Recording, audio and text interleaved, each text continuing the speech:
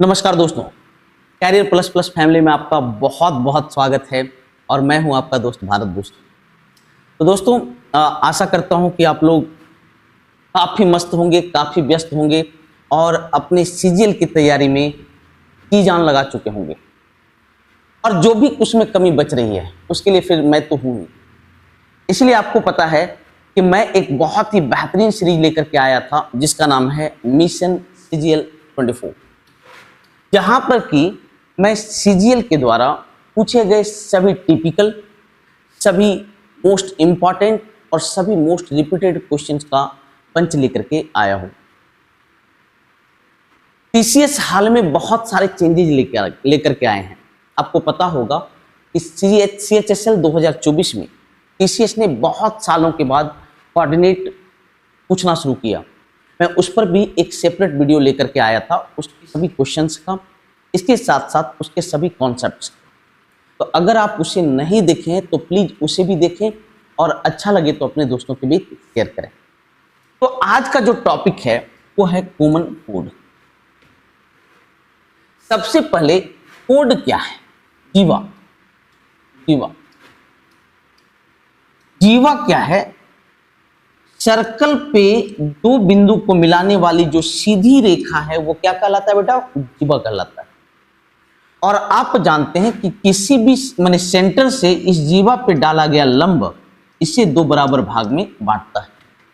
तो आप ऐसे भी कह सकते हैं कि अगर कोई रेखा इस जीवा को दो बराबर भाग में बांटेगा तो ये इस पे क्या होगा बेटा? लंब होगा।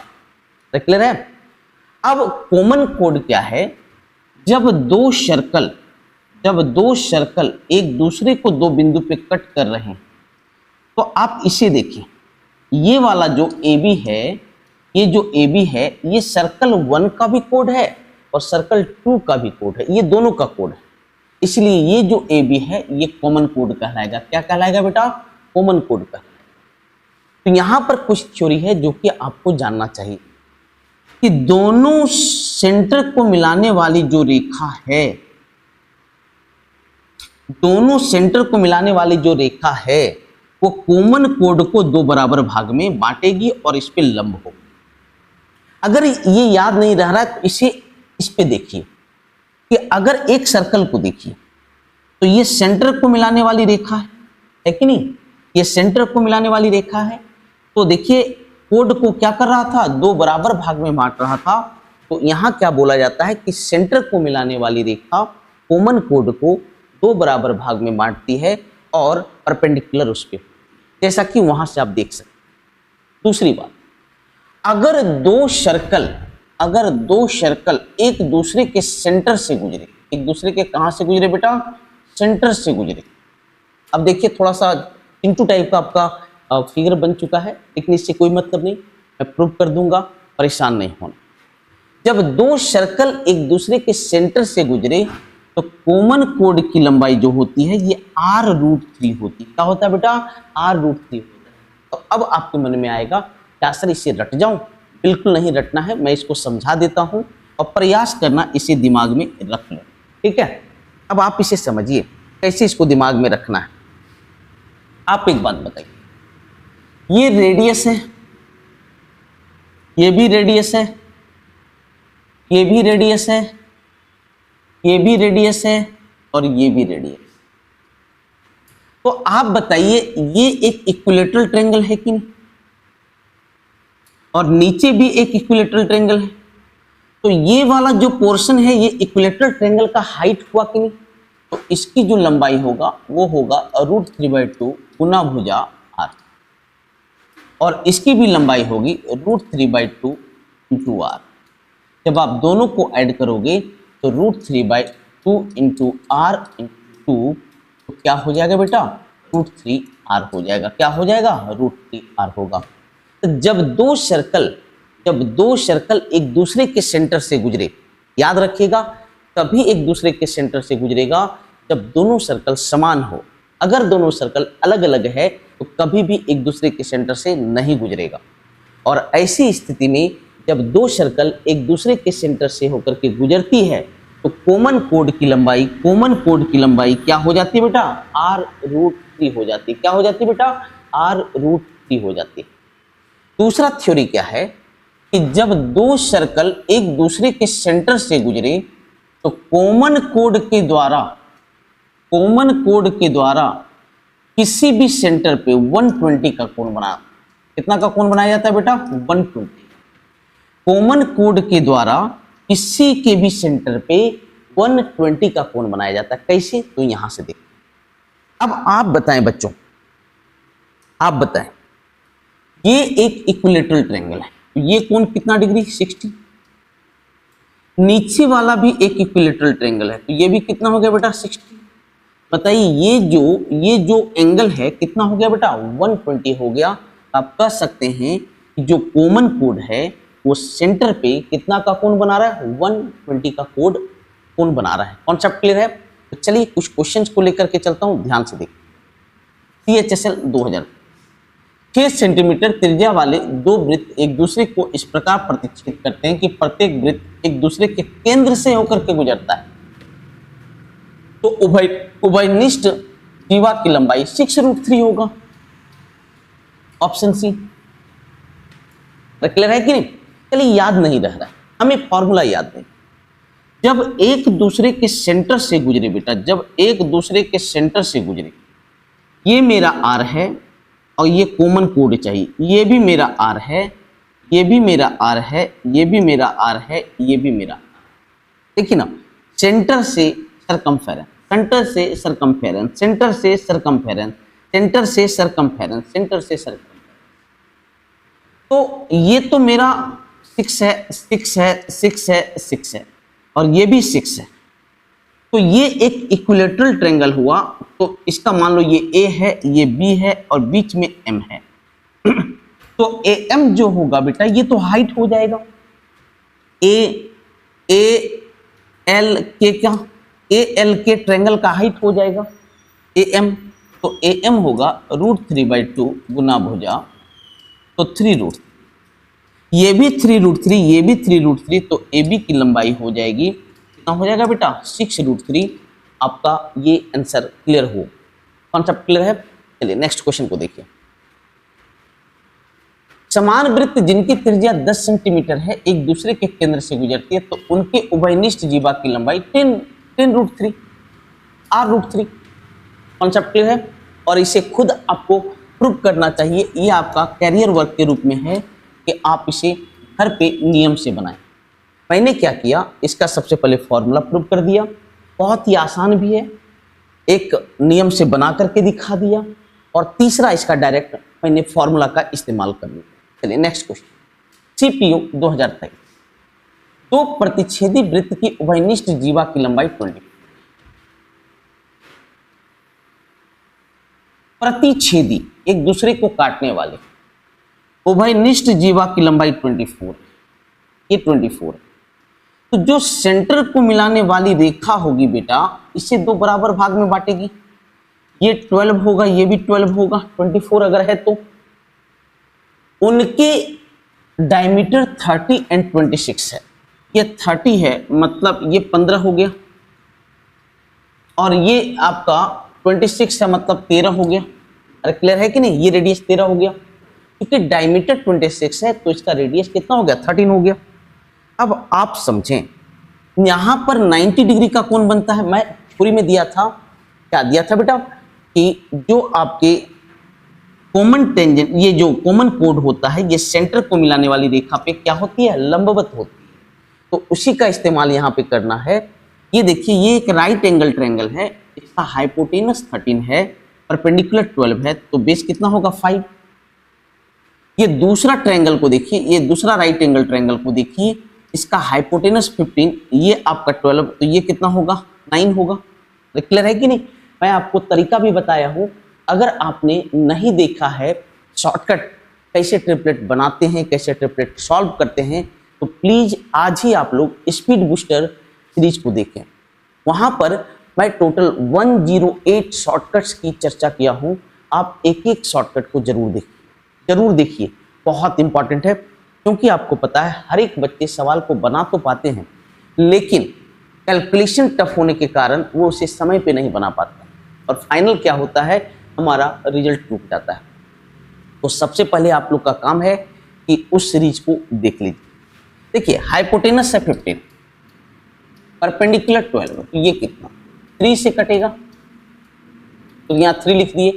5 4 का जो लंब होगा ये 3 होगा, 5 4 का 3 होगा, 5 4 का लंब कितना होगा 3 होगा, इसका मान कितना हो गया 9, तो 9 + 5 बराबर कितना हो गया बेटा 14।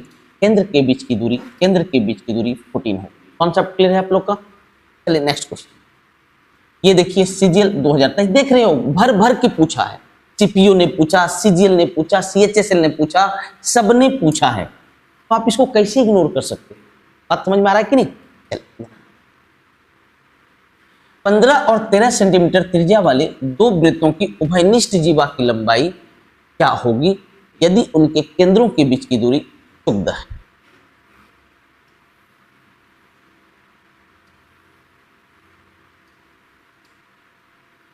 यहां सुनिए, ये 14 है उभयनिष्ठ जीवा, तो ये तो 7 हो गया। पहला का जो रेडियस है 15 है और ये जो रेडियस है ये 13 है। और सॉरी, केंद्र के बीच का दूरी 14 है, केंद्र के बीच का दूरी 14 है। तो पूछ रहा है कॉमन कोड की लंबाई, कॉमन कोड की लंबाई। अब ये 14 है, ये पूरा 14 है, ये x होगा, तो ये 14 - x होगा। अब आप एक बात बताइए, आप एक बात बताएं कि इस ट्रायंगल में देखिए, इस ट्रायंगल में देखिए, इस ट्रायंगल में देखिए, सबसे पहले आप चाहें तो इसको मौखिक भी बना सकते हैं। बोलिए कैसे? ये एक राइट एंगल ट्रायंगल है, ये 13 इसका हाइपोटेनस है, हाइपोटेनस 13 है। तो 13 कौन बनाता है? 5 12 13। क्लियर है कि नहीं? कौन बनाता है? 5 12 और क्या 13। तो मैं क्या करता हूं, इसका थोड़ा सा ऑप्शन को जरूर देखिए, ऑप्शन को जरूर देखिए कि क्या हो सकता है क्या नहीं हो सकता है। ठीक है, क्या नहीं हो सकता है क्या हो सकता है। तो अगर मैं ये जो है इसको 5 ले लूं, अगर मैं इसको क्या ले लूं 5 ले लूं, इसको 5 ले लूं, इसको 5 ले लूं, ये क्या बच जाएगा 9 बच जाएगा। अगर ये 5 है, अगर ये 5 है, क्योंकि 5 12 13 बनता है, तो इसका मान हो जाएगा 12, इसका मान क्या हो जाएगा 12, 5 12 13। और यहां से देखिए 9 कर्ण है 15, आधार है 9, तो लंब का मान कर्ण है 15, आधार है 9, तो लंब का मान क्या होगा 3 आ गया, 3 5 4, तो चरतिया कितना 12। इससे भी मैं क्या देख रहा हूं, इसकी लंब की लंबाई और इसके लंब की लंबाई आपस में क्या हो गई बेटा बराबर हो गई। क्या हो गई बेटा बराबर हो गई, मतलब हम जो माने थे वो बिल्कुल क्या था सही था। तो कॉमन कोड की जो लंबाई होगी 12 और 12 कितना हो जाएगी 24 हो जाएगी बेटा 24 हो जाएगी। तो आप तो इसे डायरेक्ट आप वैल्यू रख करके भी देख सकते हैं। कैसे ट्रिपलेट से पहचाने? 13 कौन बनाता है? 13 बनाता है 5 12 13। अगर ये 13 है, नीचे अगर मैं 5 ले लूंगा तो पूरा 14 है। कर्ण 13 पूरा 14 है, नीचे अगर मैं 5 लूंगा तो ये क्या बचेगा 9 बचेगा। 13 और 5 का लंब होता है 12 और 15 और 9 का भी लंब कितना होता है 12, दोनों के लिए लंब सेम आ गया, मतलब हम जो माने हैं वो बिल्कुल करेक्ट। अब इसका नियम क्या है सर, थोड़ा सा नियम बता दीजिए, वो भी देख लीजिए। यह है कॉमन कोड, सेंटर के बीच की दूरी है 14, ये है आपका 15 और ये है आपका 13। अगर मैं इसको x मानूं ये हो जाएगा 14 - x। अब आप ध्यान से देखें, इस ट्रायंगल में देखें, ये एक राइट एंगल ट्रायंगल है, तो इसकी लंबाई क्या होगी, इसकी लंबाई हो जाएगी रूट अंडर माने 15 स्क्वायर माइनस x स्क्वायर का अंडर रूट।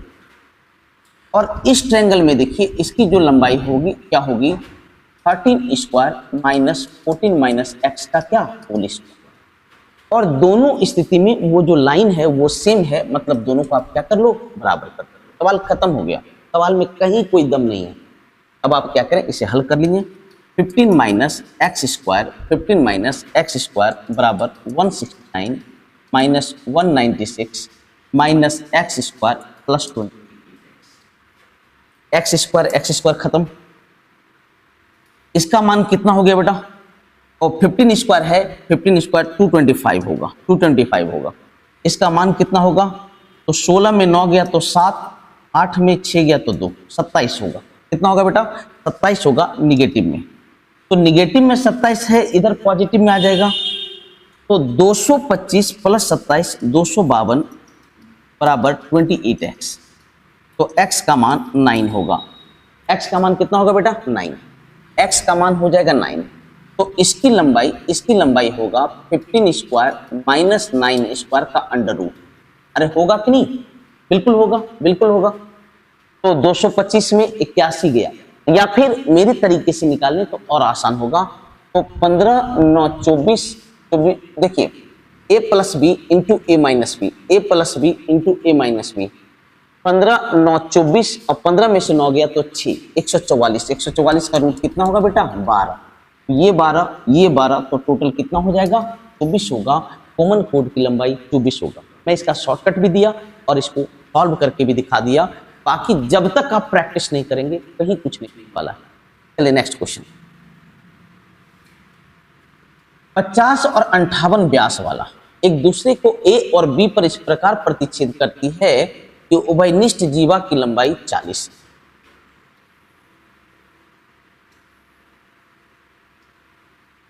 ये 40 है तो ये 20 हो गया, और ये तो हो गया 25, और ये हो गया 29। सबसे पहले आप क्या देखें, ये एक राइट एंगल ट्रायंगल है। कर्ण है 29, ये है 20, तो ये 21 होगा। 20 21 29 होता है। यहां पर कर्ण है 25, लंब है 20, तो आधार क्या होगा? 5 से कटेगा 4 और 5 बार में 5 यहां लिख दीजिए। 5 और 4 का लंब हो जाएगा 3, तो ये कितना बच गया? 15। तो बताइए दोनों के केंद्र के बीच की दूरी कितना हो जाएगा बेटा? 36 होगा। ऑप्शन सी बिल्कुल करेक्ट है। कॉन्सेप्ट क्लियर है? चलिए अब ये आपका कैरियर वर्क है जो कि आपको सॉल्व करना है। आपको पता है मैं सबसे पहले थ्योरी देता हूँ, क्वेश्चन करवाता हूँ, और कुछ क्वेश्चन आपके लिए छोड़ के जाता हूँ जो आपको करना होता है और इसे कमेंट बॉक्स में सबमिट करना होता है। जिन बच्चों का भी आंसर सही होगा मैं उन्हें हट दे दूँ। तो इस प्रकार आपका कॉमन कोड का कॉन्सेप्ट क्लियर हुआ। आशा करता हूँ आप एंजॉय किए होंगे। आशा करता हूँ आपका हर तरह का इसमें कॉन्सेप्ट क्लियर हो गया होगा। मिलता हूँ कुछ और लेकर के, तब तक आप अपना केयर कीजिए और बहुत अधिक व्यस्त रहिए। लगे कि ये आपके लिए फ्रूटफुल हुआ है, अपने मैक्सिमम दोस्तों के साथ जरूर शेयर करें। कि कैरियर प्लस प्लस की आपकी है, तो इसे बढ़ाने का काम भी